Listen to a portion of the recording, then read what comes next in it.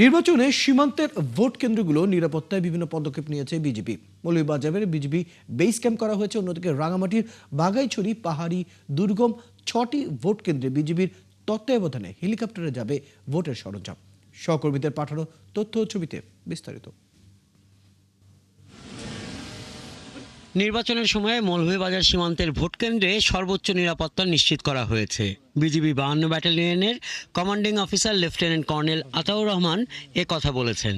আইন শৃঙ্খলা পরিস্থিতি স্বাভাবিক রাখতে জেলায় সীমান্তের জুড়ি ও বড়লেখা উপজেলায় অন্যান্য আইন শৃঙ্খলা বাহিনীর সাথে সমন্বয় করে কাজ শুরু হয়েছে। শুক্রবার বিকেলে মৌলভীবাজারের জুড়ি উপজেলায় তৈয়বুন্নেসা খানম একাডেমি ডিগ্রি কলেজে বিজিবি বেস ক্যাম্পে মহড়া ও মিডিয়া ব্রিফিং হয়। বর্তমানে ভোট কেন্দ্রসমূহকে সর্বোচ্চ গুরুত্ব দিয়ে নিরাপত্তা নিশ্চিত করতে সার্বক্ষণিক টহল, তল্লাশি ও গোয়েন্দা নজরদারি কার্যক্রম অব্যাহত রয়েছে। এদিকে রাঙামাটির বাঘাইছড়ির পাহাড়ি দুর্গম 6টি ভোট কেন্দ্রে বিজিবির তত্ত্বাবধানে হেলিকপ্টারে যাবে ভোটের সরঞ্জাম।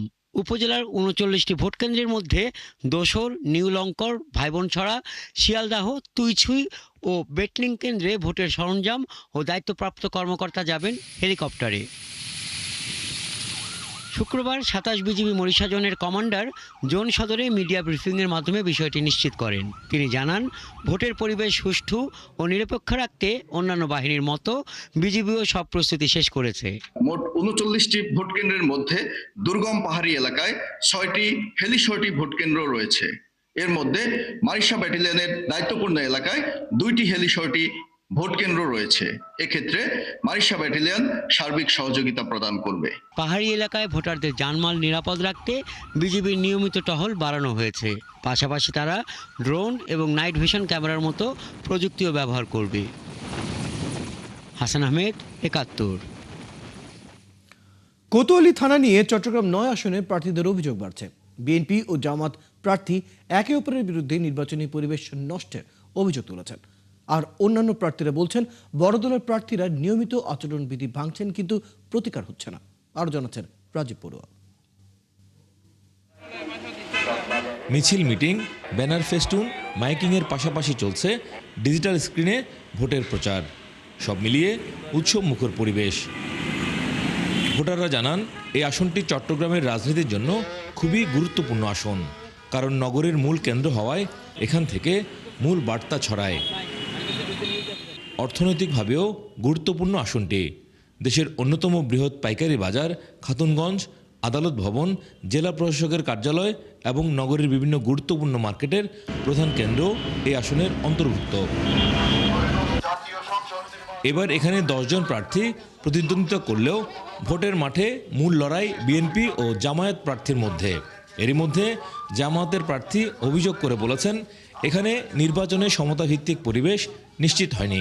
একটা পক্ষ আরেকটা পক্ষকে তাদের স্বার্থে ইলেকশনে ইঞ্জিনিয়ারিং করে ক্ষমতায় বসায় দেওয়ার এইটা আমরা আশঙ্কা করি। তবে জামাত প্রার্থীর এসব অভিযোগ ভিত্তিহীন বলছেন বিএনপি প্রার্থী।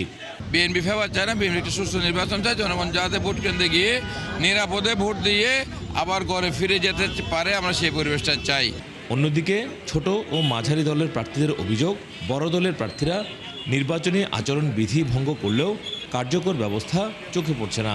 বড় দলগুলো সেক্ষেত্রে যে নির্বাচনে আইনের ব্যত্যয় ঘটছে, সেক্ষেত্রে নির্বাচন কমিশন তারা উদাসীন, তারা যথাযথ কোনো ব্যবস্থা নিচ্ছে না। তথাকথিত প্রভাবশালী, তথাকথিত বড় দল যাদেরকে নিয়ে আপনারা বেশিরভাগ মিডিয়াও মেতে থাকতে চান, তারাও দেখবেন যে অনেকটা চোখ বন্ধ করে রাখেন। এবারের নির্বাচনেও ভোটারদের সামনে বড় প্রশ্ন, কারা দেবেন সৎ নেতৃত্ব, কারা নিশ্চিত করবেন আইন শৃঙ্খলা এবং নগরীর জলাবদ্ধতা নিরসন। রাজীব পড়ুয়া, 71, চট্টগ্রাম। দর্শকের আগে যেমনটি জানাচ্ছিলাম, সীমান্তে বিজেপি নির্বাচনী প্রস্তুতি নিয়ে সেখানকে নিয়ে আরো বিস্তারিত খবর জানবো। আমাদের সহকর্মী ওমর ফারুক সুমন বাঘাইছড়ি থেকে আমাদের সাথে যুক্ত হচ্ছেন। ওমর ফারুক সুমন, নির্বাচনে সীমান্তের ভোট কেন্দ্রগুলো নিরাপত্তায় বিভিন্ন পদক্ষেপ নিয়েছে বিজেপি, কেমন পদক্ষেপগুলো দেখছেন এবং ভোটের সরঞ্জাম আনার ক্ষেত্রে যে হেলিকপ্টার ব্যবহারের কথা বলা হয়েছে সেই বিষয়টি নিয়ে বিস্তারিত জানাবেন। কয়টি হেলিকপ্টার থাকবে, কিভাবে আনা হবে, জানতে চাই। জি রয়েল, আপনি যেমনটি বলছিলেন, অন্যান্য বারের তুলনায় বাঘাইছড়ি উপজেলা নির্বাচন এবার একটু ভিন্নতা রয়েছে। গত অন্যান্য বার আপনার বাঘাইছড়িতে বা রাঙামাটি আসনে আপনার আঞ্চলিক দলের প্রার্থী থাকলেও এবার আঞ্চলিক দলের কোনো প্রার্থী নেই। তো সেই ক্ষেত্রে আপনার নির্বাচন মোটামুটি জমে উঠেছে। আপনার জাতীয় রাজনৈতিক দলের মধ্যে আপনার বিএনপির প্রার্থী রয়েছে, এছাড়াও আপনার আরো 7 জন প্রার্থী রয়েছে। 80,560টি ভোটারের এগেনস্টে আপনার রাঙ্গামাটির বাঘাইছড়ি উপজেলায় 39টি ভোট কেন্দ্র রয়েছে। এর মধ্যে আপনার দুর্গম যে পাহাড়ের দূরবর্তী যে 6টি ভোট কেন্দ্র রয়েছে সেখানে আপনার বিমান বাহিনীর হেলিকপ্টার আমরা গতবার দেখেছি আপনার 4টি হেলিকপ্টারের মাধ্যমে এইসব দুর্গম যে দূরবর্তী কেন্দ্রগুলো রয়েছে সেখানে আপনার ভোটের মালামাল পৌঁছানো হয়েছে। তো এই যে ভোটের যে মালামাল দুর্গম অঞ্চলে পৌঁছানোর যে প্রক্রিয়াটি সেটি আপনার রাঙ্গামাটির বাঘাইছড়ি উপজেলার যে 27 বিজিবি মারিশা জোন তদারকি করে থাকে। এবারও সেটি আমরা জেনেছি গতকালকে এক মিডিয়া ব্রিফিং এর মাধ্যমে 27 বিজিবি যিনি zone commander lieutenant colonel Zahidul Islam PHC তিনি আমাদেরকে জানিয়েছেন এবারও বিমান বাহিনীর হেলিকপ্টারের মাধ্যমে যে দুর্গম দূরবর্তী যে কেন্দ্রে যে আপনার ভোটের যে মালামালগুলো পৌঁছে দেওয়া হবে সেটি তদারকি করবে বিজিবি।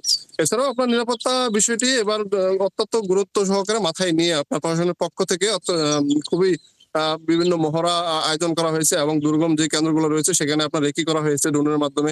এছাড়াও বিজিবি আপনার দুর্গম সীমান্তে মেটাল ডিরেক্টর, ড্রোন, উন্নত প্রযুক্তির যে নজরদারি ব্যবস্থা সবই আপনার রেখেছে। তো উপজেলা নির্বাহী কর্মকর্তা আমেনা মার্জানের সাথে এর আগে বেশ কয়েকবার আমার কথা হয়েছে, তিনি আমাকে জানিয়েছেন নিরাপত্তা নিয়ে কোনো ধরনের সংখ্যা এখন পর্যন্ত নেই। পর্যাপ্ত পরিমাণ নিরাপত্তা ব্যবস্থা রয়েছে। সেনাবাহিনী, পুলিশ, বিজিবি, আনসার, এছাড়াও আপনার স্থানীয় যেই আনসার বিটিভির সদস্যরা রয়েছে তাদেরকেও আপনার মোতায়েন করা হয়েছে। এখানে আপনার আঞ্চলিক দলের প্রার্থী নেই, সেক্ষেত্রে আপনার 7 জন প্রার্থী রয়েছে। আপনার স্বতন্ত্র প্রার্থী রয়েছে পহেল চাকমা, তারপরে আপনার বাংলাদেশ বিপ্লবী ওয়ার্কার্স পার্টির ফারুক সুমন, আপনি খবর রাখতে থাকুন। দর্শক, আমাদের সাথে বাঘাইছড়ি থেকে যুক্ত ছিল আমাদের সহকর্মী ওমর ফারুক সুমন। জানছিলাম সীমান্তে বিজিবির নির্বাচনী প্রস্তুতি এবং এ নিয়ে যথাযথ যে কার্যক্রমগুলো নেওয়া হচ্ছে সেই বিষয়ে বিস্তারিত।